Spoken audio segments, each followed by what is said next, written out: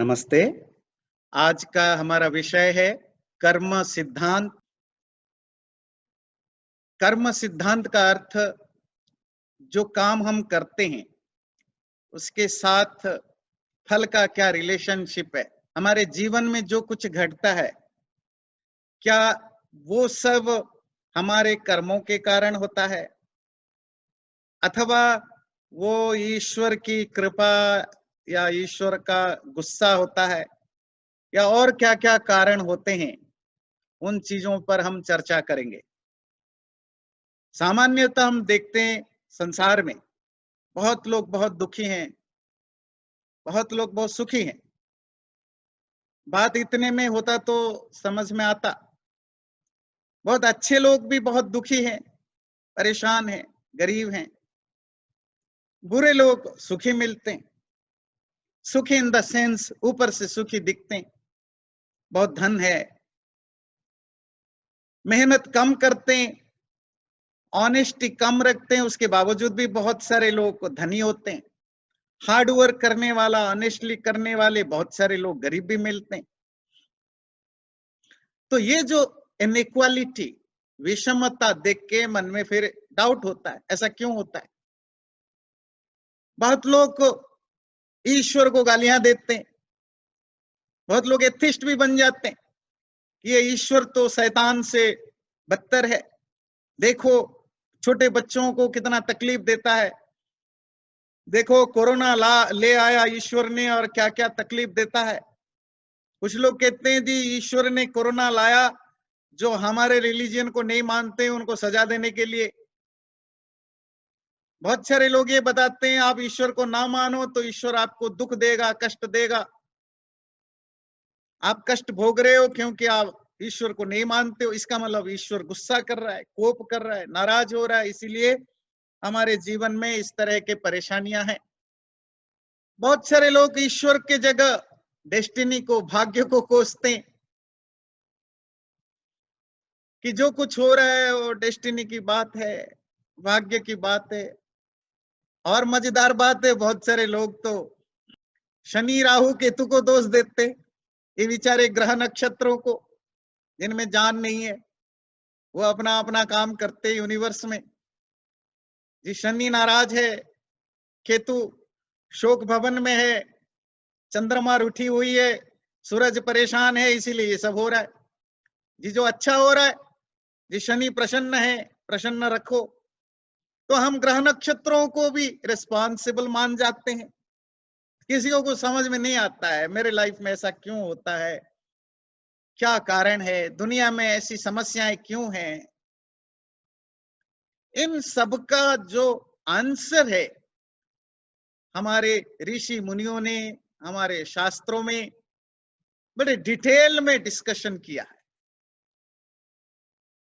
इन चीजों का ऑब्जर्वेशन करके ईश्वरीय ज्ञान के प्रभाव से, अपने टैलेंट के प्रभाव से, इन चीजों के बेस पर जो कंक्लूजन निकाला, उसी थ्योरी को, उसी कंसेप्ट को हम कहते हैं द लॉ ऑफ कर्मा, कर्म सिद्धांत।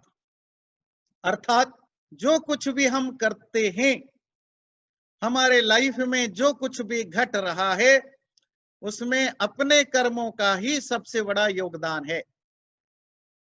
पर ऐसा तो हम देखने को नहीं पाते। अच्छा कर रहा है तो बुरा फल मिल रहा है, बुरा कर रहा है तो अच्छा फल मिल रहा है। फिर आप कैसे कहते हैं कि हमारे कर्मों का ही फल हमें मिलता है। तो फिर हमें थोड़ा डीपली जाना पड़ेगा, वो कर्म क्या है, कैसे फंक्शन करता है। संस्कृत में एक श्लोक है, न भोक्तम क्षीयते कर्म कल्पकोटि शतैरपि अवश्यमेव भोक्तव्यम कृतम कर्म शुभाशुभम। तुम कुछ भी करो उसका फल तुम्हें मिलता है। अच्छा करते हो, बुरा करते हो, कुछ भी करते हो, उसका फल तो तुम्हें मिलना ही मिलना है। वो फल तुम्हें आज मिले, कल मिले, 2 दिन के बाद मिले, 2 साल के बाद मिले, 20 साल के बाद मिले, या 2 जन्मों के बाद मिले, या 2 लाख 2 करोड़ जन्मों के बाद मिले, कोई भी कर्म फल दिए बिना बेकार नहीं जाता है, आपको भोगना ही भोगना पड़ेगा। पर कैसे? कर्मों के फल देने के आधार पर हमारे शास्त्रों में कर्मों को 3 तरह से क्लासिफाई किया है। कुछ कर्म हमें अभी अभी फल दे देते हैं, जो काम किया तुरंत मिल गया। कुछ कर्म फल अभी नहीं मिलता, तो इसका अर्थ है कि बेकार तो नहीं जाएगा, वो कभी बाद में मिलेगा, वो आपके सेविंग अकाउंट में चला जाता है। और कुछ कर्म हमने किया ही नहीं, कुछ भी नहीं कर रहे तब भी मिल रहा है, अच्छा नहीं कर रहे तो अच्छा मिल रहा है, बुरा नहीं कर रहे तो भी बुरा हो रहा है। इसका मतलब है कि तुम्हारे जो पहले के किए हुए कर्म, उसका फल अभी मिलने लग गया है। तो जो कर्म सिद्धांत है, उसकी बेसिक पॉइंट्स को ध्यान रखिएगा। हर काम का कोई ना कोई रिजल्ट है, वो इमीडिएटली हो या फ्यूचर में हो। ये उस रिलेशनशिप पर बेस्ड है, कॉज एंड इफेक्ट। कर्म और कर्म का फल के बीच में दूरी मैटर नहीं करता है। आपने इंडिया में किया हो वो कर्म, हो सकता है आपको अफ्रीका में फल मिले, हो सकता है आपने अपने घर में कर्म किया हो, फल आपको ऑफिस में मिले। दूरी मैटर नहीं करता कर्म और फल के बीच में। Number 2, time. जरूरी नहीं कि जिस टाइम पर किया उसी टाइम पर फल मिले। टाइम का भी डिस्टेंस हो सकता है। हो सकता है आपको 1 ही मिनट में फल मिले, या 1000 सालों के बाद, या 1000 जन्मों के बाद मिले। इट्स अ बिग डिस्टेंस, पर कभी भी मिल सकता है। क्योंकि हम काम करके भूल जाते हैं, इसीलिए हम मान बैठे कि नहीं है, मैंने नहीं किया। अब ये गलत बात है। बहुत सारे लोग कहते हैं मुझे तो याद नहीं मैंने कब किया। तुम्हें कब याद है कि तुम 4 साल पहले मंडे के दिन 4 तारीख के दिन क्या खाया था? तुम्हें तो ये भी नहीं पता बचपन में तुम कौन से दिन पहली बार मां बोलना सीखा। तुम्हें ये भी नहीं 5 साल पहले जनवरी 6 तारीख को कौन से रेस्टोरेंट में खाना खाया था। क्योंकि तुम्हारी मेमोरी कमजोर है या तुम्हें याद नहीं रहता है, इसका अर्थ नहीं है कि कोई चीज घटता नहीं है। ज्यादातर लोगों की समस्या है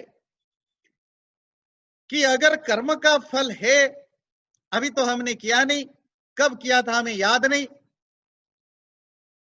तो फिर हम क्यों माने? बात तुम्हारी मानने ना मानने की नहीं है। तुम लॉ ऑफ ग्रेविटेशन मानते हो नहीं मानते हो, उससे क्या फर्क पड़ता है? पत्थर को ऊपर फेंकोगे तो नीचे गिरेगा। तुम कहोगे नहीं ये तो वैसे ही होता है, रैंडमली होता है, ईश्वर के कारण होता है, या मेरे भाग्य के कारण होता है, ऐसे ही होता है, बस मुझे लॉ ऑफ ग्रेविटेशन नहीं मानना। कोई बात नहीं, आपकी मर्जी। पर पत्थर ऊपर जाएगा तो नीचे गिरेगा, उसमें आपके सर पर भी गिर सकता है। नेचर के जो लॉज होते हैं उसको हम मानते नहीं मानते, वो हमारी प्रॉब्लम है। जो मानते हैं हम उनको कोई अच्छा क्रेडिट देना चाहते हैं, ऐसी बात भी नहीं है। मतलब आप बिलीव करते हो बिलीव नहीं करते हो, दोनों में कोई फर्क नहीं पड़ता। दुनिया आपके बिलीफ सिस्टम पर नहीं चलता, बिलीफ सिस्टम पर से रिलीजन चलते हैं। रियलिटी तो अपने अपने हिसाब से चलता है। मानो कोई फर्क नहीं पड़ता, ना मानो कोई फर्क नहीं पड़ता। हाँ, अगर आप समझ गए, अगर आप चीजों को समझते हैं तो जरूर फर्क पड़ता है। आपके लाइफ में ट्रांसफॉर्मेशन होगा, चेंजेस होगा। आपको पता चला कि आपको एलर्जी की प्रॉब्लम है, आप बहुत ज्यादा ठंड में घूमते हैं तो बीमार पड़ते हैं, आप ठंडा पानी पीते हैं तो बीमार पड़ते हैं। कॉज और इफेक्ट को आप ठीक ठीक समझ गए, तो आपके पास अब चांस है कि जो ज्ञान आपको मिला, जो समझदारी बनी, उसके बेस पर आप अपने लाइफस्टाइल को चेंज करो। हो सकता है आपको कभी फ्लू ना हो, आपको एलर्जी ना हो। समझने के बाद भी अगर आप ढीला पड़ते, इट्स अप टू यू। तो समझने का फायदा तो है, पर मानना ना मानने का कोई फायदा नहीं है। कुछ लोग बोलते हैं जी हम मानते हैं कर्म सिद्धांत, क्या फर्क पड़ता है, लेकिन हम तो नहीं मानते, तो क्या फर्क पड़ता है, ना मानो। जी भूख लगता है, हम नहीं मानते हैं कि भूख लगता है, मत मानो, पर जो भूख लगता है तो खाना जरूर खा लेना। कर्मों का फल मिलता है, ये निश्चित है। कब मिलता है उसका अपना मैकेनिज्म है, उसको हमें समझने की जरूरत है। पहली चीज है कि आप कोई कर्म करते तो आपको इंस्टेंटली रिजल्ट मिलता है। आप भूखा हो, प्यासा हो, दिन भर मेहनत करके घर वापस आते हो, कुछ भी खाना मिल गया, रोटी सब्जी दाल चावल आपने खा लिया तो पेट को आराम मिला, आपका भूख मिट जाता है, तो आपने इंस्टेंटली फील किया कि इसका रिजल्ट मुझे मिला। आपने किसी को थप्पड़ मारा, भाई साहब ने 2 थप्पड़ आपको लगा दिया, रिजल्ट मिल गया, ये इंस्टेंट रिजल्ट है। आपने किसी को मुस्कुराया, देख के हंसा, पूछा आप कैसे हैं, नमस्ते, उसने भी मुस्कुराया, नमस्ते बोला और अंदर से खुश हुआ, आपको भी बोला आप कैसे हैं, thank you for asking me, result मिला। पॉजिटिव का पॉजिटिव, नेगेटिव का नेगेटिव। पर ऐसा हमेशा नहीं होता है। वो जो जो हमने किया और इंस्टेंटली मिला, वो इंस्टेंट रिजल्ट है। पर कुछ काम हम करते अभी मिलता नहीं है। आपने किसी को थप्पड़ मारा, उसने जवाब में कुछ नहीं दिया, आपको लगता होगा मैंने तो थप्पड़ मारा, सामने वाले ने 2 4 5 क्यों नहीं मारा, एक तो मार लेता, क्यों नहीं किया।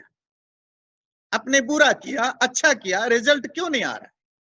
इसका मतलब है कि वो कर्म ऐसे कर्म है जिसका रिजल्ट अभी मिलने का चांस नहीं है। हर पेड़ एक तरह का फल नहीं देता है। कुछ पेड़ होते हैं 6 महीने में फल दे देते हैं, कुछ पेड़ होते हैं जो 2 4 5 साल तक वेट करना पड़ता है उनके फल आने में। ऐसे भी कुछ पेड़ होते हैं जो 15-20 दिन, महीने भर में फल दे जाते हैं। कर्म इसी तरह के हैं, अलग अलग टाइम पर हर कर्म का अपना एक सिस्टम है, मैकेनिज्म है। कौन सा कर्म कैसा फल देगा, उसके पीछे और बहुत सारे फैक्टर्स काम करते हैं, वो हमने लास्ट टाइम डिस्कस किया था। उसके बेस पर डिपेंड करता है कि मुझे अपने कर्मों का फल अभी मिलेगा या नहीं मिलेगा। तो जब कर्म का फल नहीं मिला, वो बेकार नहीं गए, वो जमा हुआ आपकी स्टोर में, आजकल की भाषा में आपकी सेविंग अकाउंट में जमा हुआ। कभी मिलेगा, जब जरूरत पड़ेगी, जब ऐसी व्यवस्था होगी मिलेगी, आपकी जरूरत के हिसाब से नहीं। ईश्वर को पता है कि कब आपकी जरूरत है देने के लिए, वो तब देगा। ईश्वर कर्म फल दाता है, वो जस्टिस है, रैंडमली नहीं करता, अपनी इच्छा से नहीं करता। ये जो कर्म सिद्धांत है, उस सिद्धांत के बेस पर, जैसे आपके ह्यूमन सोसाइटी में जो जजेस होते हैं, वो अपने मर्जी से आपको सजा नहीं देते, रूल्स हैं, लॉज हैं, सिस्टम बना हुआ है, उस सिस्टम के बेस पर बस वो उसको इंप्लीमेंट करते हैं अपनी विजडम के हिसाब से। एक तीसरा है कि मैंने कुछ किया नहीं, मैं घर में बैठा हुआ हूं, मेरे ऊपर पत्थर गिर गया, मैं सारा अच्छा काम कर रहा हूं, मेरे लाइफ में कुछ अच्छा हो भी नहीं रहा है, और ये आदमी सब बुरा काम कर रहा है, और देखो कितना बड़ा घर है, कितनी गाड़ियां हैं, पब्लिक में कितना उसका रिस्पेक्ट है, सोसाइटी में कितना आगे बढ़ रहा है, जल्दी जल्दी उन्नति कर रहा है, और मैं रुका पड़ा हूं, मेरे साथ कुछ नहीं हो रहा है। अगर आपके काम किए बिना कुछ मिल रहा है, जो किया वो नहीं मिल रहा है, जो नहीं किया वो मिल रहा है, अच्छा हो या बुरा हो, उसको हम प्रारब्ध कहते हैं। जो कर्म है उसको 3 तरह से क्लासिफाई किया, क्रियमाण कर्म, वो कर्म जो इंस्टेंट रिजल्ट देते हैं, संचित कर्म, जिन कर्मों को किया पर उसका फल नहीं मिल रहा है, वो एक्यूमुलेट हो रहा है और कहीं एक्यूमुलेट हो रहा है, हमारे सेविंग अकाउंट में जमा हो रहा है। और प्रारब्ध, वो जो जमा हुआ संचित कर्म है, जो हमने कभी किया था और जमा करके भूल गए, हमने फिक्स डिपॉजिट रखा था, इंश्योरेंस लिया था, या किसी और तरह के हमने 10 साल 15 साल के लिए पैसे को कहीं जमा कर दिया था, लाइफ में बिजी हो गए, कुछ लोग भूल गए, कुछ लोग नहीं भूले, और उसकी मैच्योरिटी डेट आ गया तो आपके घर में चेक आ जाता है। अगर आप भूल गए, सडनली चेक देखते, लाखों का चेक है, तो आप खुशी से उछल पड़ते हैं, देखो मैं तो भूल गया था, ये मुझे चेक मिल गया, अचानक जरूरत थी। किसी को याद है, मिलता है तो भी ये खुश है। इसी को प्रारब्ध कहते हैं।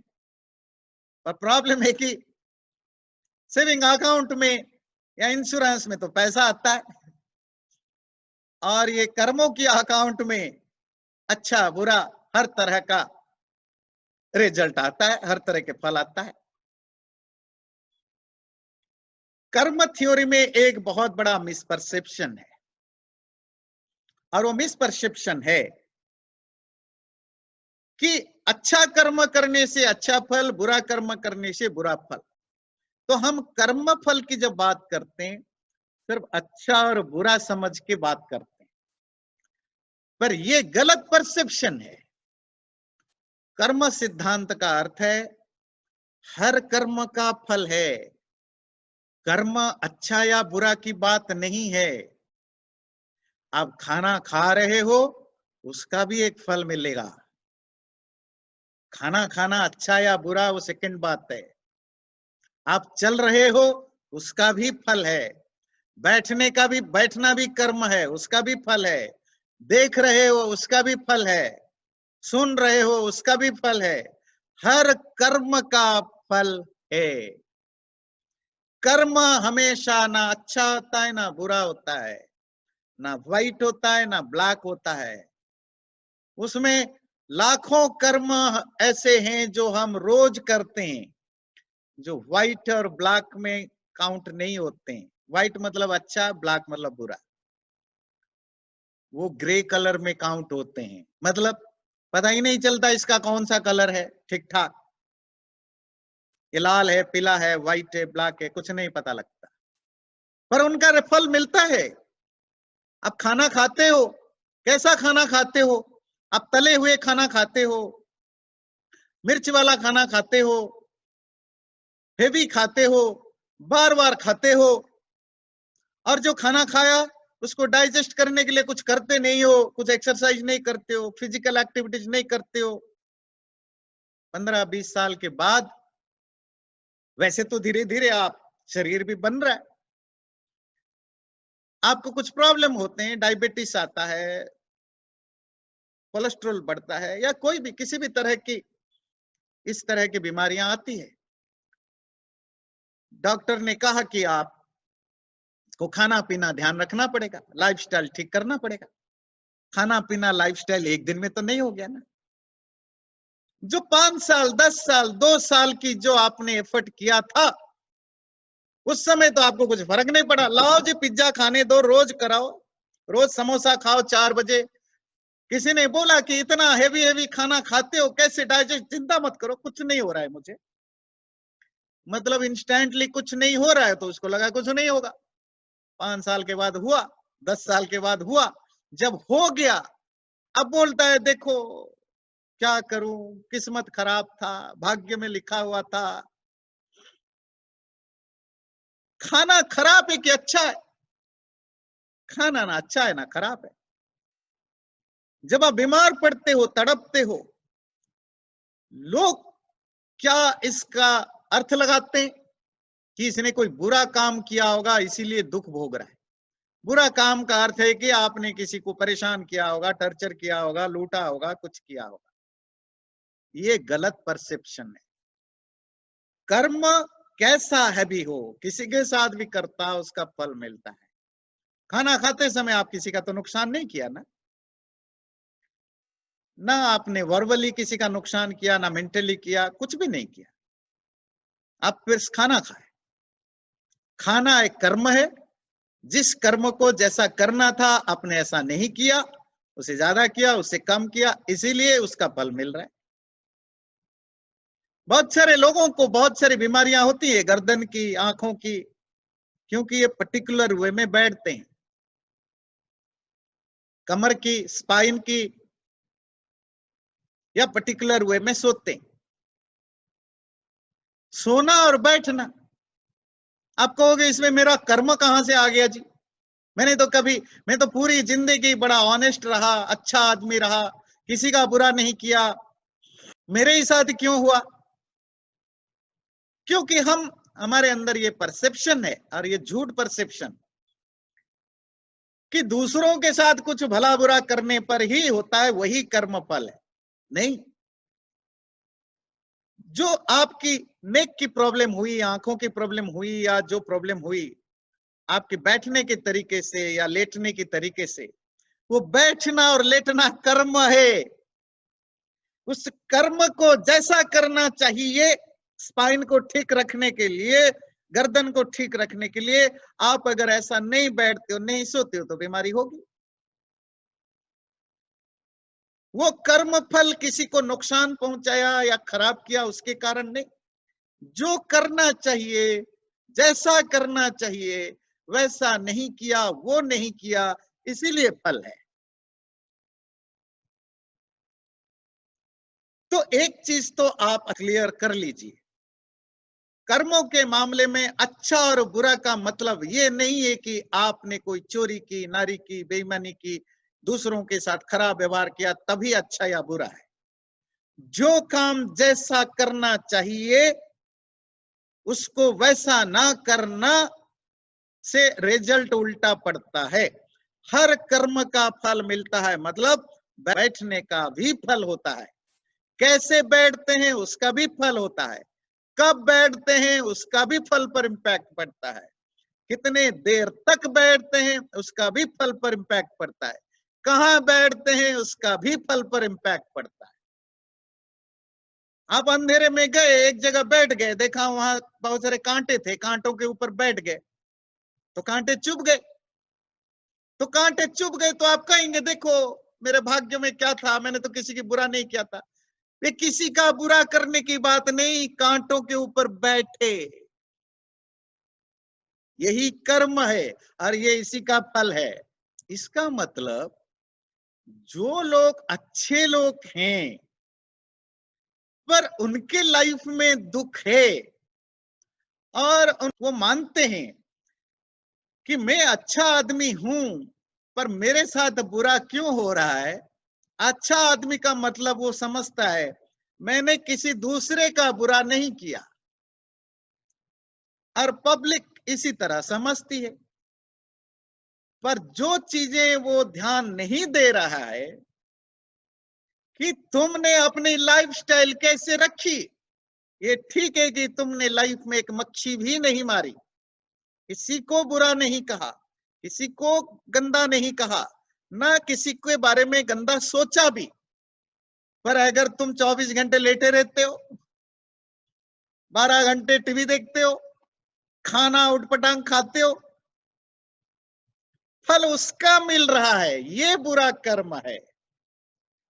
इसीलिए कभी कोई आदमी दुख भोग रहा हो तो मत जज करिएगा, आप में वो क्षमता, वो एबिलिटी नहीं है किसी आदमी को जज करने के लिए।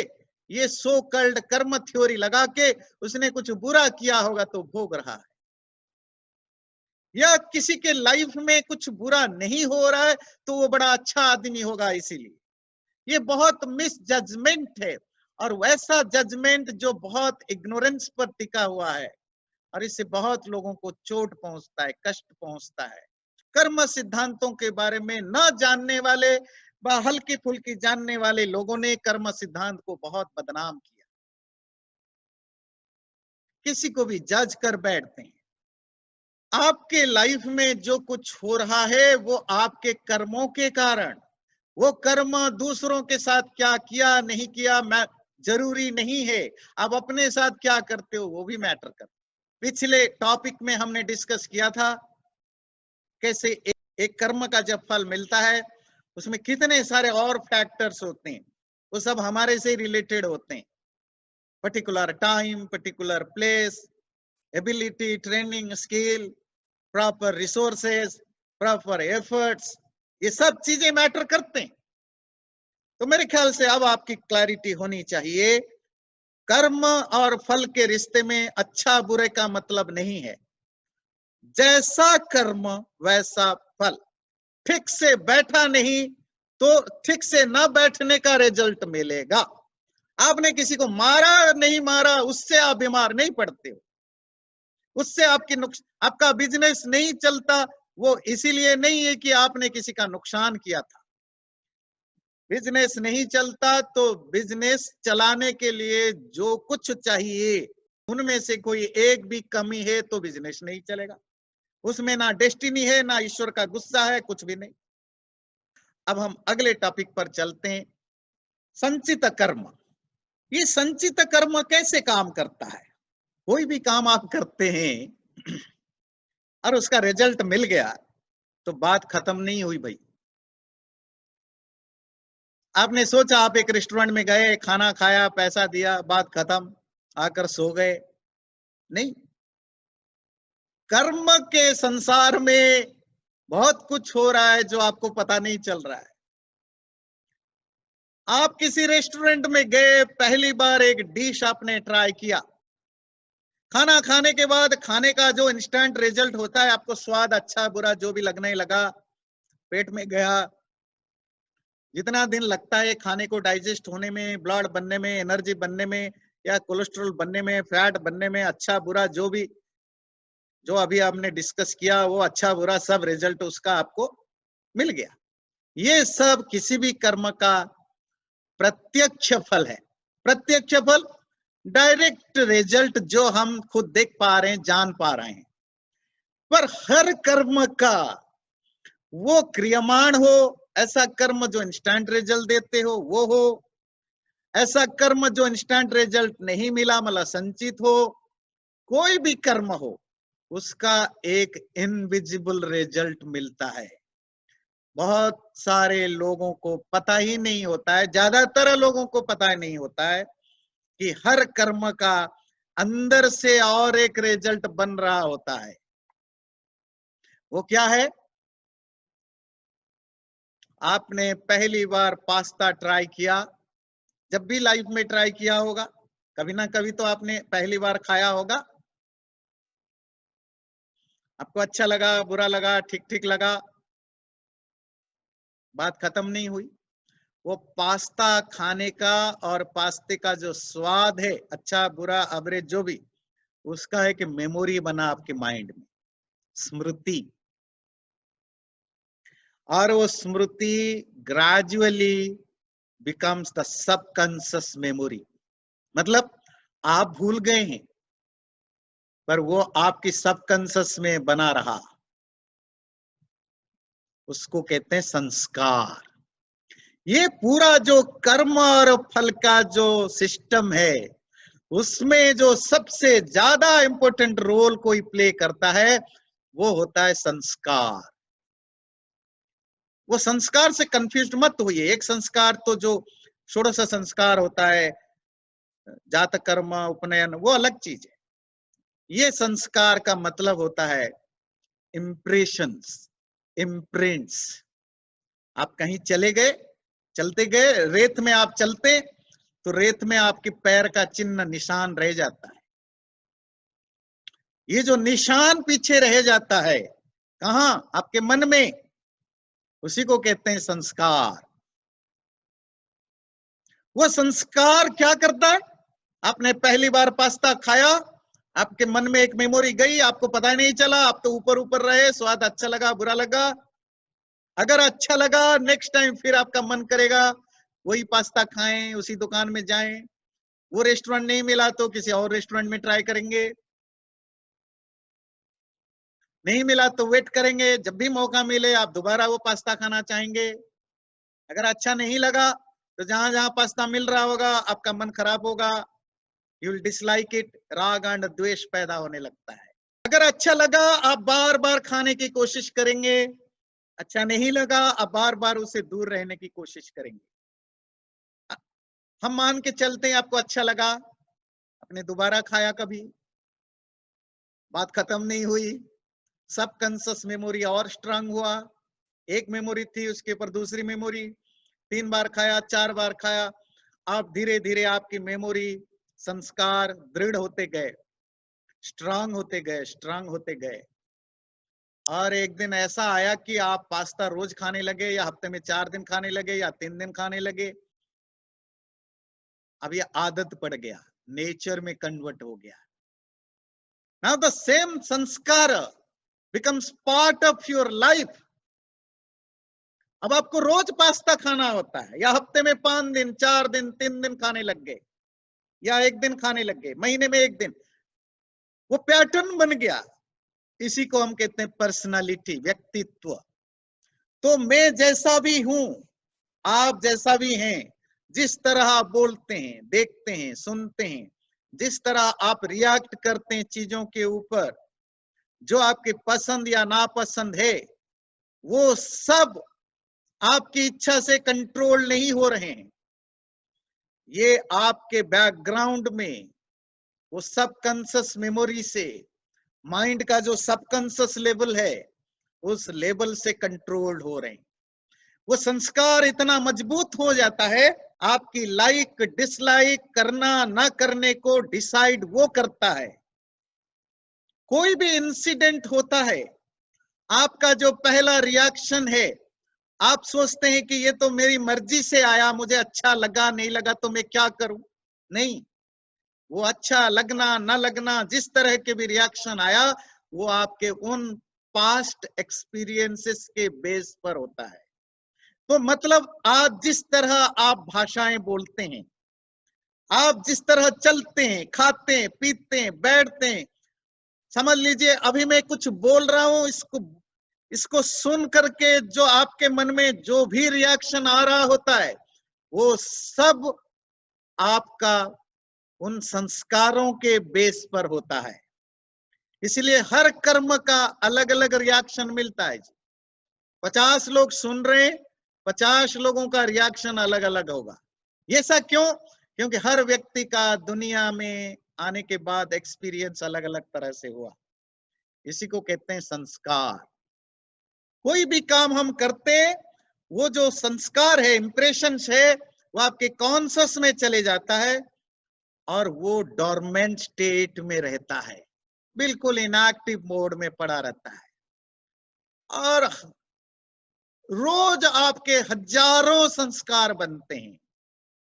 संस्कार इकट्ठा हो करके न केवल आपके इस जीवन में आपकी पर्सनालिटी को इफेक्ट करते हैं, आपके हजारों हजारों जन्म के को भी ये इफेक्ट करते हैं। ये फिर काम में कैसे आते हैं? ये संस्कार पड़ा रहता है आपके अंदर। जैसे ही उसको कोई सुइटेबल स्टिमुलेंट मिलता है, पर्टिकुलर इकोसिस्टम मिलता है, वो एक्टिव होने लगते हैं। घरों में जो हमारे घर में जो बच्चे होते हैं, किसी माँ बाप के मान लीजिए 2 बच्चे हैं, या 3 या 4 बच्चे हैं, हम 4 लेकर चलते हैं। चारों बच्चों के में आपको टैलेंट अलग अलग मिलेगा, अलग अलग चीजों में इंटरेस्ट मिलेगा, अलग अलग तरह का उनका सोच होगा, समझदारी होगी। वो दुनिया के साथ जो उनका रिएक्शन है, दुनिया में जो भी इंसिडेंट होता है, वो अलग अलग होता है। क्यों एक बच्चा मैथमेटिक्स में इतना अच्छा है, और उसी का एक भाई या बहन बिल्कुल मैथ में उसका इंटरेस्ट नहीं है, वो गाना गाना पसंद करता है या करती है। क्यों कोई तीसरा है जिसको खेल कूद में ज्यादा इंटरेस्ट है। एक भाई या बहन है जो बहुत शांत है, सीधा है, भोला है, और दूसरा बड़ा चंट है, बहुत कनिंग है, बहुत स्मार्ट है। किसने सिखाया? माँ बाप तो एक ही है, स्कूल तो एक ही है, ट्रेनिंग तो एक ही है, घर तो एक ही है। खाना पीना तो एक ही है। किसने सिखाया? हजारों जन्म जन्मांतरों से जो हमारा एक्सपीरियंस है वो अगले जन्मों में भी हमारे पर्सनालिटी को इफेक्ट करता है। इसीलिए हमारे शास्त्र कहते हैं ऐसा कुछ मत करो नोइंगली अननोइंगली। तुम्हें तो लगेगा कुछ नहीं हुआ, किसी ने देखा नहीं, किसी ने जाना नहीं, पर ये सब तुम्हारे पर्सनालिटी को मॉडिफाई करने में हेल्प करेंगे। इस जीवन में नहीं तो अगले जन्म में क्या पता कि हम शेर भालू गधा होकर पैदा होंगे, इंसान होंगे भी। तो क्या पता हम जो बुरे कर्म करते रहे छुपा के, जो भी पब्लिक को तो पता नहीं चला, पर वो हमारा सबकॉन्शियस को इफेक्ट करता है, पर्सनालिटी को इसी हिसाब से वो चेंज करता रहता है। अब इसको इस चार्ट से समझने की कोशिश करिएगा। आप कोई काम करते हैं, उस काम से आपको कोई अच्छा बुरा जो भी एक फीलिंग होती है, पेन या प्लेजर या बीच का जो भी आपको मिलता है, बात खत्म नहीं होती है, वो धीरे धीरे आपकी मेमोरी में चला जाता है और मेमोरी धीरे धीरे कॉन्शियस से सबकॉन्शियस अनकॉन्शियस में चला जाता है, जिसे हम संस्कार कहते हैं। और वही संस्कार आपकी धीरे धीरे टेंडेंसी में चेंज हो जाता है, वासना के रूप में। आप उस पर्टिकुलर चीज को देख करके या जान करके उसके प्रति अट्रैक्टेड होते हैं या अट्रैक्टेड नहीं होते हैं, उस चीज को पाना चाहते हैं या नहीं चाहते हैं, वो वासना बनती है। वो टेंडेंसी धीरे धीरे जब स्ट्रांग होने लगती है, फिर वो आपकी थॉट पैटर्न में कन्वर्ट हो जाता है। चित्त वृत्ति मीन्स आपके सोच में समझ में वही चीजें बार बार रिपीटेडली आता रहता है, और वो चीजें जो माइंड में आपके माइंड को कंट्रोल करने लगता है, थॉट प्रोसेस ही माइंड को कंट्रोल करता है। फिर आप उसी तरह के चीजों को करने लगते हैं या नहीं करने लगते हैं। फिर क्योंकि आप उसी तरह के चीजें करने लगते हैं, फिर एक्शन बन जाता है। फिर एक्शन सबकॉन्शियस मेमोरी संस्कार, फिर संस्कार से वासना, वासना से वृत्ति, फिर वृत्ति से कर्म, फिर आप उस कर्म के साइकिल में ट्रैप्ड होते जाते हैं। मुक्ति का कोई उपाय नहीं। फिर आप कर्म कुछ किया, उसका संस्कार, संस्कार से वासना, वासना से वृत्ति, वृत्ति से फिर कर्म, आपकी लाइफ उसी में चलता रहता है, चलता रहता है, चलता रहता है। छूटेगा कब? जब आप फिजिकली कर्मों पर कंट्रोल करें। इसीलिए हमारे आध्यात्मिकता में कहते हैं इंद्रियों को नियंत्रित करो। बात नहीं बनेगी इतने में, संस्कार पर भी कंट्रोल लाना जरूरी है। और संस्कार कहाँ होता है? माइंड के लेवल पर। तो मन को कंट्रोल करो, तो कर लेने से संस्कार मिट जाएगा नहीं, प्रैक्टिस करना पड़ता है। तो इस तरह के संचित कर्म हमारे लाइफ में इफेक्ट डालते रहते हैं, अच्छा या बुरा, अपने नोइंगली किया अननोइंगली किया, वो हमारे लाइफ में इसका इम्पैक्ट पड़ता रहता है।